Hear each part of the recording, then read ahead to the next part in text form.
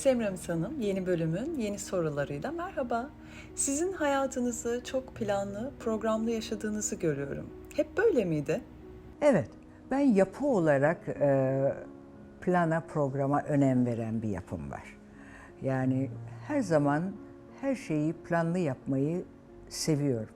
Çünkü planlı yapmadığın zaman, oradan gittiğin zaman bir yere ulaşman çok daha güç. Bir şeye karar verdiğin zaman onu planlayarak yürümeyi sevenlerdenim.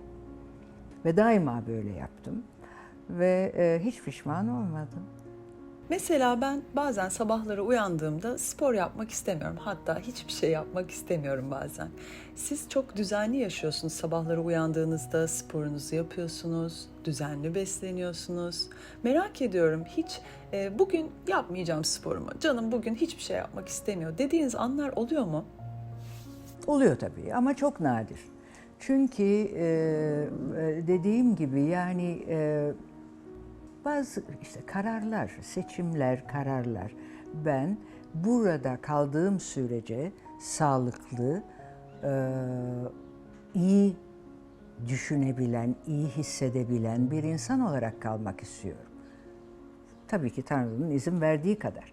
Ama burada olduğum sürece iyi olmak istiyorum. Yani hem sağlık bakımından iyi olmak istiyorum hem çünkü sağlık bir bütün. Yani yalnız vücudun iyi olacak, kaşın gözün iyi olacak değil. Sağlık kafanın da sağlığı, beynin de sağlığı. Yani sağlık bir bütün. Ve öyle olmaya çalışıyorum. Onu da yapmak için hiçbir şey bedava değil hayatta biliyor musun? Hiçbir şey. Hani Amerikalıların dediği bir laf vardır. Bedava yemek yok. Öyle olmak istiyorsan bedelini ödeyeceksin. Ben de bunu bedel olarak yapmıyorum çünkü böyle düşündüğüm için onlar otomatik geliyor. Bu demek değil ki bir gün spor yapmadığım olmuyor. Hayır hayır. Tabii ki benim de yorgun olduğum gün olabiliyor. Canımın istemediği gün olabiliyor. Ama esas da hiçbir zaman bırakmıyorum. Ben bir iki kere denk geldim. Siz aslında çok iştahlı bir insansınız. Çok, çok. Hem de nasıl? Yani ben bir koyuversem ya şöyle yuvarlanarak gidebilirim. Bir de küçüğüm, boyum da kısa. Yani tam bir top olarak böyle ayağınızdan itersiniz beni. O kadar iştahlıyım. Ama bu da bir kontrol meselesi. Ben mesela 1 kilo alayım, 2 gün hemen tutarım kendimi. Koy vermem çünkü sonra daha eziyetli. Kilo vermek, hele kadınların o değişim döneminde, menopoz dedikleri değişim döneminde işte biraz evvel söylediğim şey o. Hormonlar 35'ten sonra başlıyor eksilmeye ve o zaman kadınlar büyük probleme giriyorlar. Çünkü müthiş bir şişme, kilo alma filan gibi durumlar oluyor. İşte oralarda kontrol etmediğin zaman çok insan maalesef sağlıklarına dokunacasına kilo alıyorlar. Ve o kilo sadece görüntü değil. Ben görüntüden korkmuyorum sadece ki yani tabii ki korkarım biraz kadınım çünkü. Ama sağlık olarak da çok fena bir şey. Çünkü o kilolar sonra sağlık problemi olarak geri dönüyor. Onun için kadınların dikkat etmesi lazım diyorum. 35'ten sonra durum kritik. Gelen yorumların birçoğunda genelde aynı kelimeye denk geldik. İnsanlar kanalınızı izlerken huzur kelimesinden çok bahsetmişler. Huzur duyuyorlar sizi izlerken. Ay ne güzel. Siz çok huzurlu bir insan mısınız? Evet, huzurlu bir insanım. Ve huzurumu bozacak hiçbir şeye ve kimseye izin vermemeye çalışıyorum. Tabii ki yani %100 bunu yapmak mümkün değil ama çalışıyorum. Benim huzurumu bozacak insanlarla görüşmem mesela. Yalnız benim değil, bana karşı yaptıkları bir şey değil. Bazı insanlar yaratılış olarak huzursuz ve tatminsiz. Beni o insanlar çok yorar ve mümkün olduğunca çok vakit geçirmemeye tercih ederim. Peki az önce söylediklerinizden yola çıkarak öyle olmak da insanın kendi seçimi değil mi? Evet, evet. Kendi seçimi. Ama bazı insanlar bundan besleniyorlar. Yani huzursuz olmak, her şeyde bir problem yaratmak. Mükemmel diye bir şey yok. Bir kere insanların anlayamadıkları, benim gözlemim, biz insanların anlayamadıkları bir şey var hayatta. Mükemmel diye bir şey yok. O mükemmelliğe bu kadar önem verip koşarsan daima sükût-i hayale uğrarsın. Bu her şeyde, işinde de, dostluklarında da, ailende bile. Ya mükemmellik yok. Ama olanın iyisinden, hayatında olan şeylerin iyi tarafından bir tatmine gidersen, huzuru bulmaman mümkün değil. Bence. O zaman mutluluk da bir seçim. Tabii ki. Mutluluğun mesela gene aynı şey. Mutluluğun arkasından koşarken insanlar kendilerini heba ediyorlar. Onu da görüyorum mesela ben bu hayatımın bu devrinde. Mutluluk böyle arkasından koşulacak bir şey değil. Mutluluk senin yaratacağın bir şey. Tamamen senin elinde. Çünkü hiç kimse seni mutlu edemez. Hiçbir şey de seni mutlu edemez. O mutluluğu sen kendi içinde bulmadığın sürece sana dünyanın en müthiş şeylerini verseler ve ne bileyim harikulade bir insan çıksa, o senin içinden gelen bir duygu. Onun için de kendinle mutlu ve tatmin olmuş bir insan olmadan mutlu olman mümkün değil. Ve çok insan dışarıda aradığı için mutluluğu, ah ben mutlu olamadım çünkü karşıma şöyle bir insan çıkmadı. Ah ben mutlu olamadım çünkü benim imkanlarım kısıtlıydı. Hiç alakası yok. Hiç alakası yok. Ne imkanla ne bir başka insanla. Mutluluğu sen yaratabilirsin. Görüyorsun bazen mesela köylerde ne kadar güzel insanlar var. O şehrin dışında küçücük varlıklarından, sahip oldukları küçücük şeylerle inanılmaz mutlu, yanakları pembe pembe, çocuğundan keyifli, kocasından mutlu. Bu insanları ben çok tanıdım. Ve işte onlar kendi kendilerine mutluluğu bulan insanlar. Bu galiba biraz şehir problemi. Biliyor musun? Galiba şehir problemi. Büyük şehirlerde işte o başlıyor, yarış. Onda var, bende yok, bende olmadığı için mutsuzum. Olsaydı mutlu olurdum. Yalan. Yalan. Şarkı gibi. Bir gün bir sohbetimiz esnasında belki tam olarak doğru cümleyi anımsayamayabilirim ama hiçbir zengin insanın aslında mutlu olmadığını söylemiştiniz bana. Evet. Ben tesadüfen yani hayatımın gelişinden dolayı mesela umumiyette ilk eşimde daha entelektüel yani çok değişik insanlarla beraber oldum ki büyük şansımdı. İkinci eşimde muvaffak bir iş adamı olduğu için çok muvaffak olmuş insanlarla bir araya geldim ama ciddi dünya çapında mal, mülk, para sahibi olmuş insanlarla. Ben daha önceki bir söyleşimde de söylemiştim. Daha bir tane mutlusunu, daha değil. 35 sene geçti. 35 senede kaç kişi tanıdım hatırlamıyorum ama bir tane ay ne güzel biz tamam mutluyuz diyenini görmedim. Hepsi bir şeyin peşinde. Ay daha mı çok olsun? Ay bilmem ya çocuklarını ihmal ederler ya eşlerini ihmal ederler ya eşler ayrı mutsuz, her şeyleri var ama mutsuz. Çocuklar ayrı mutsuz çünkü vakit geçiremiyorlar, o kadar meşguller ki. Yani hayat büyüdükçe senin kontrol edemeyeceğin, yani şahsen kontrol edemeyeceğin bir çaba geldikçe mutsuzluk artıyor. Bak aynı şeyi konuşuyoruz. Peki sizce imkansız diye bir şey var mıdır hayatta? Vardır. Şöyle ki, iş mi konuşuyoruz yoksa hayat mı konuşuyoruz? Hayat. Hayatta imkansız bazı şeyleri kontrol etmemiz mümkün değil. Tabiatın ve Allah'ın programına hiç kimse karışamaz. Bu benim en önemli bilgimdir hayatta. Yani tabiatın sana çizdiği yolu, evrenin sana çizdiği yolu ve o yolda hangi şeyleri yaşayacaksın, onları değiştirmek imkansız. Ama iş hayatı diyorsan, kendi hayatının şekle sokmak diyorsan hayır, imkansız diye bir şey yok. Semramis Hanım, hayal kurar mısınız? Hayal kurmadan bir yaşam mümkün değil. Çocukken başka hayaller kurarsın, sonra onlar biter.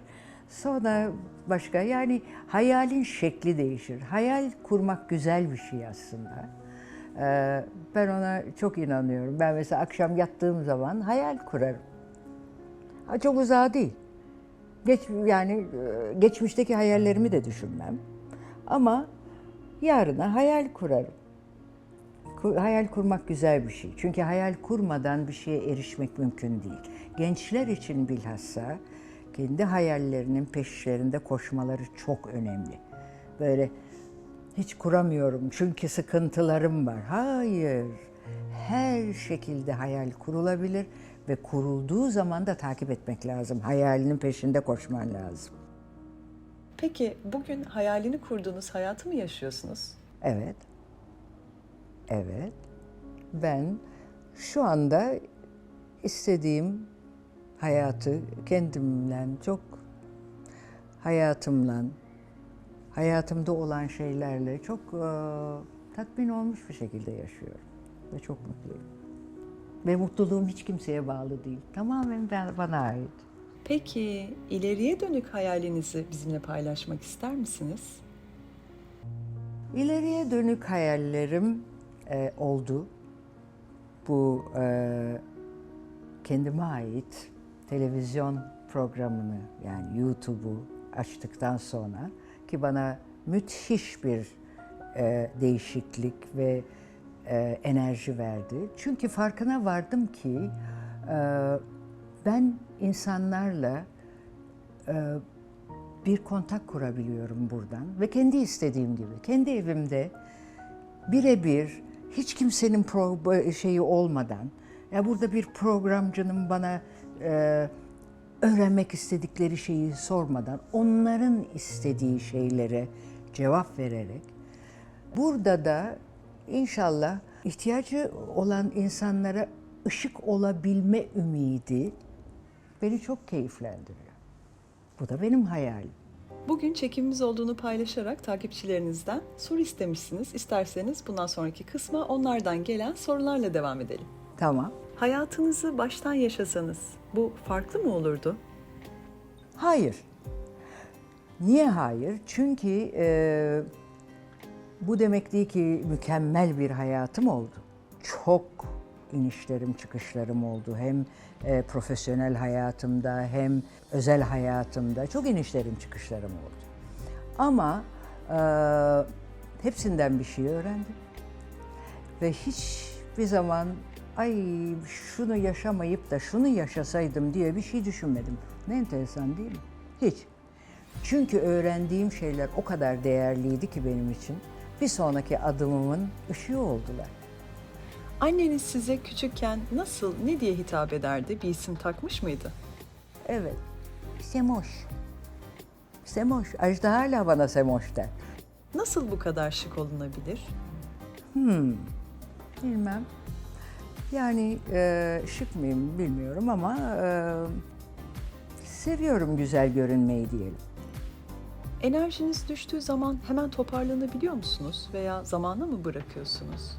Zamana bırakıyorum. Çünkü benim enerjim düştüğü zaman muhakkak kendimle baş başa kalmam lazım. Muhakkak.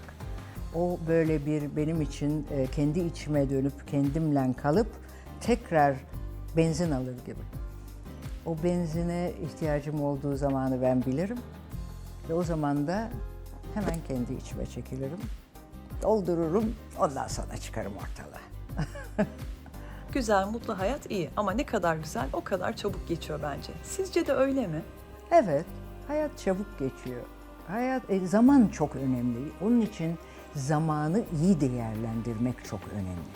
Onun için boşa zaman çok acıklı bir şey. Zaman çok önemli bir şey hayatımızda. İnşallah farkında olarak yaşıyoruzdur. Nasıl bu kadar genç kaldınız? Biraz genetik, biraz kendine bakma. Genç miyim onu da bilmiyorum. Ama evet.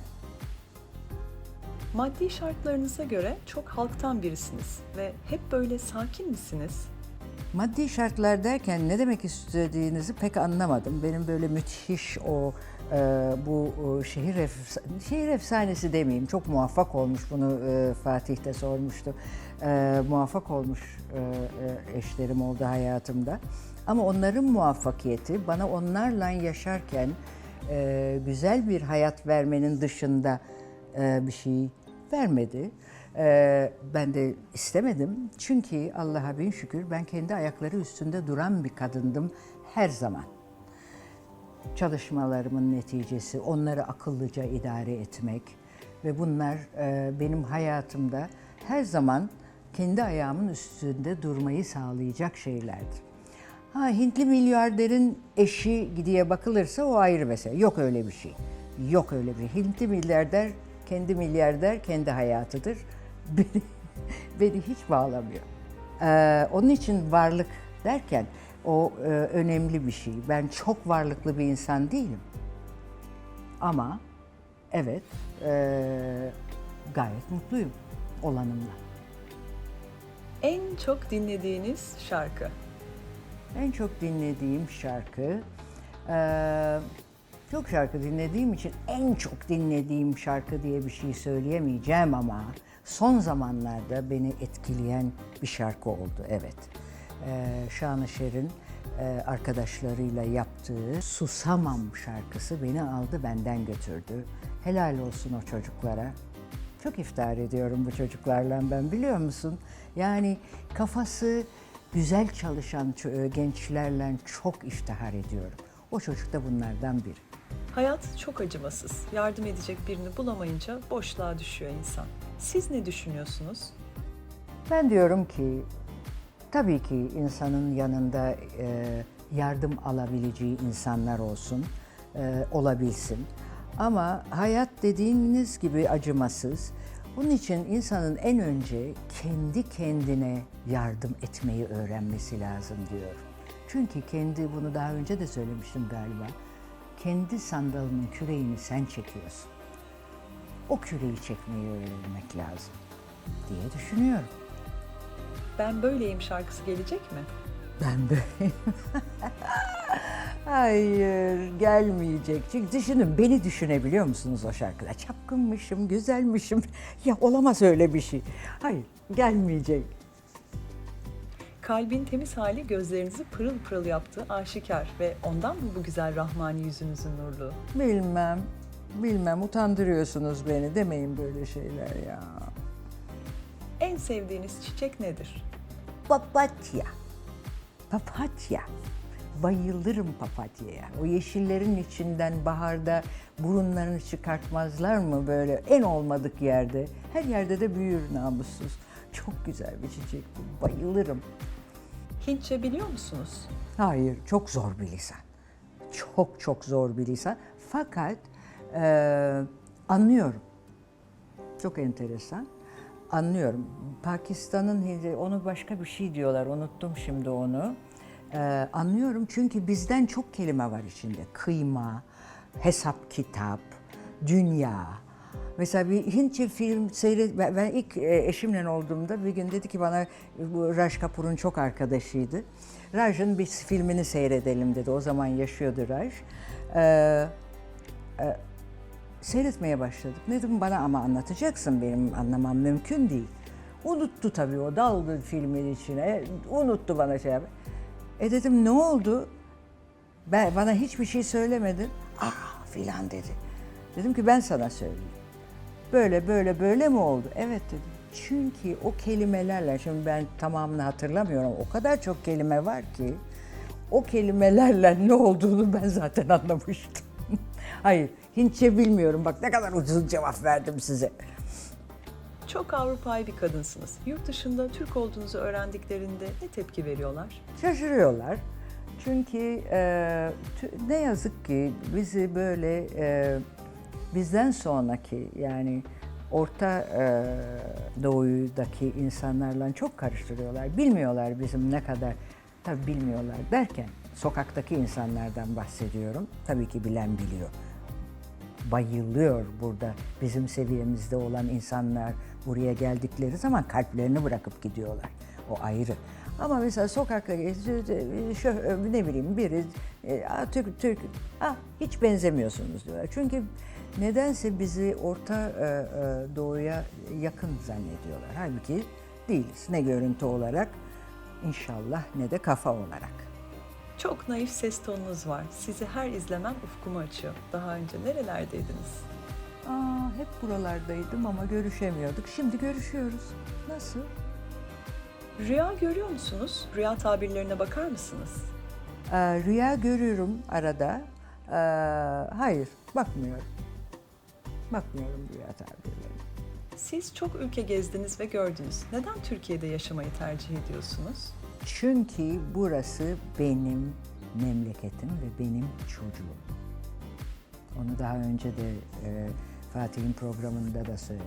Burnu da aksa, öksürse de, tıksırsa da burası benim memleketim. Ve insan nerede yaşarsan yaşa, kendi memleketini özlüyor. Ben çok özledim ve bugün burada yaşamaktan çok mutluyum. Yeniden mesleğe dönmeye nasıl cesaret ettiniz? Korku oldu mu? Şunu bir netleştirelim. Ben yeniden mesleğe dönmedim. Yani ben şarkı söylüyorum ama sizin için söylüyorum ve kendim için söylüyorum. Ben televizyon, YouTube kanalını açtıktan sonra başka bir şeyle döndüm. Bunu da yaparken korkuyor muyum zaman zaman? Evet. Çünkü ya beğenmezseniz diye bir heyecan basıyor bana. Ama onun dışında mesleğe dönmediğim için bu soruyu ancak bu şekilde cevap verebiliyorum. Hayatınızın hangi dönemini çok sevdiniz? En çok neyi özlüyorsunuz? Hayatımın her dönemini çok sevdim. Hiçbir şeyi özlemiyorum. Saçlarınıza özel bakım yapıyor musunuz? Hayır, hiç. Saçıma hiçbir özel bakım yapmıyorum şu anda. Belki icap edecek yakında. Pek yakında. Ben yapamayacağım galiba. Hissine kapıldığınız bir durum oldu mu? Durumu nasıl yönettiniz? Oldu, tabii oldu. Mesela geçen Haldun Dorme'nin gecesine çıktığım gece paniklere uğradım. Bir ay evvel bastığım yeri bilmedim. Çok heyecanlandım. Ama verilmiş sözdür, sözün arkasında durmak lazımdır prensibi beni deli gibi kamçıladı. Ve oraya da çıktım derken bu canlı yayın geldi. Canlı yayında da bir o kadar heyecanlandım. Çünkü canlı yayın demek sahneye çıkmak demek yani bir şekilde. Hadi o kadar insanın önünde değil ama gene tanımadığım bir yığın insanın önünde. Onlar korkutucu şeyler bunlar. Onlar son zamanlardaki acaba yapabilir miyim korkusu geçirdiğim anlar. Yeni YouTube formatları deneyecek misiniz? Seyahat, yemek, moda gibi. Emin değilim ama yolda yürürken bir şeyler olabilir. Şöyle ki mesela çok izleyicim bana beraber spor yapmayı, belki bir gün beraber spor yapmayı deneyebiliriz. Belki, emin değilim. En dipte olduğunuzda oradan çıkmak için hatırladığınız şey. Kadının gücü. Kadın çok güçlü bir varlık ve ben buna inanıyorum. Kendimden biliyorum. Nerelerden çıkıp nereye geldiğimi canlı örneğiyim. Ha diyeceksiniz ki sizin hayatınız her zaman toz pembeydi. Hayır öyle bir şey olmadı. Benim hayatım da her zaman toz pembe değildi. benim hayatımda çok büyük inişler çıkışlar oldu. Ama bugün geldiğim yere baktığım zaman insan olarak, ruh olarak, her şey olarak bir arkama döndüğüm zaman bir kadının ne kadar büyük bir gücü olduğunu görebiliyorum. Her kadında da bu güç var diye düşünüyorum. Kilo alıyor musunuz? Kilo probleminiz oldu mu hiç? Kilo tabii ki alıyorum. O iştahımı serbest bıraktığım zaman yaramaz bir çocuğu dondurmacıda serbest bırakmak gibi bir şey. Ben onu serbest bıraktığım zaman deli gibi yiyebildiğim için ciddi şekilde de kilo alma potansiyelim var. Ama o çocuğu kontrol ediyorum. Bir gün bıraktımsa dondurmacıya, 2 gün evde ıspanak yediriyorum gibi. Tabii ki benim de kilo problemim var, her kadın gibi. Yani ben böyle incecik doğmadım. Bir de annem çok yemekçi, böyle aman çocuğum aç kalmasın, aman çocuklar aç kalmasın. Böyle bizde bir de böyle bir şey vardır, yesin çocuğum, yesin çocuğum diye. Bir de böyle çocukluktan şişirirler insana anneler, babalar, sevgiden tabii. Ama böyledir yani. Düşünsene böyle ailelerde yetiştik biz. Yani çocuk yemezse ay uykuları kaçar annelerin, babaların. Doğru mu? Kaç gerçek dostunuz var?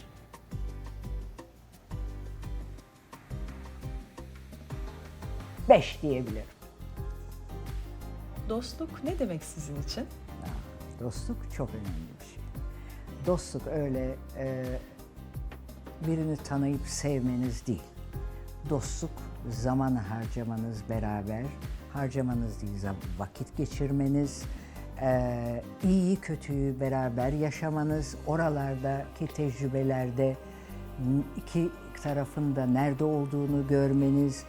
Dostluk çok çok çok güzel bakılması gereken bir kavram. Öyle dostum var demekle olmuyor yani. Biraz evvel bahsetmiştiniz. Pilates egzersizlerinizi istiyoruz ve size hayranım, ruhunuza bayılıyorum. Canım çok teşekkür ederim. Yapacağım söz. Kek, kurabiye sever misiniz? Hayır, hiç sevmem. Yani tatlıyla çok aram yoktur. Daha önce de galiba söylemiştim bir konuşmamızda. Benim şekerle, tatlıyla çok bağımlılığım yok. Onu da ben durdurttum. Ajda Pekkan'la unutulmayan bir anınızı rica ediyoruz. Ajda Pekkan'dan unutulmayan çok anımız var aslında ama şimdi hangi birine gireyim? Geçen gün sordular bana. İnsan böyle sorulunca hemen aklına gelmiyor.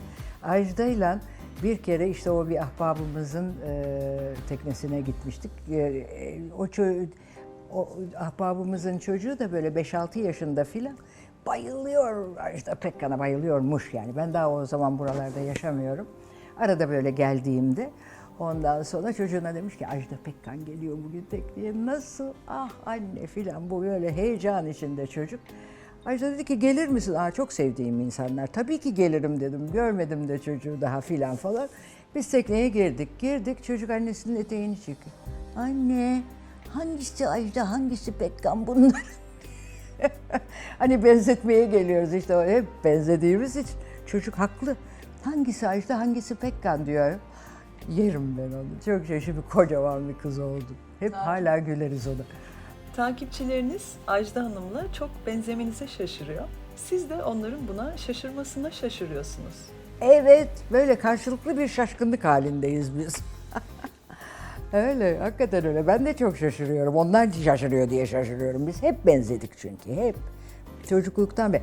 Evet, o sarışın doğmuş, ben çok esmer doğmuşum ama büyüdükçe değişmiş renklerimiz. Oluyor biliyorsun çocuklarda. Simsiyah doğuyor, sonra sarışın oluyor, sarışın doğuyor. Bir de bizde tabii boya da var. O da var tabii ki yani. Ben de öyle çok açık renk değilim hala. Ten olarak mesela Ajda çok daha beyaz bir çocuk, yani beyaz bir insandır. Ben daha buğdayım. Saçımız da öyledir herhalde. Kalan siyahlarda. En çok gelen sorulardan biri Ajda Pekkan'la düet yapmayı düşünüyor musunuz? Geçen akşam şakayla karışık böyle kapıdan çıkarken bir düet attığımız var. İnşallah, niye olmasın? Tabii ki inşallah bir gün yaparız. Onun da vakti olacak, benim vaktim olacak. İkimiz birbirimize bir vakit hikayesini karar verirsek yaparız, bilmiyorum. Hiç konuşmadık bu mevzu ama olabilir. Olmaması diye bir şey yok. Çok güzel bir armağan olmaz mı sevenlerinize? Doğru, olur. Olur, doğru. Yapmak lazım değil mi? Yapalım ya. Güzel fikir. Beğendim bu fikri. Teşekkür ederiz. Ben teşekkür ederim.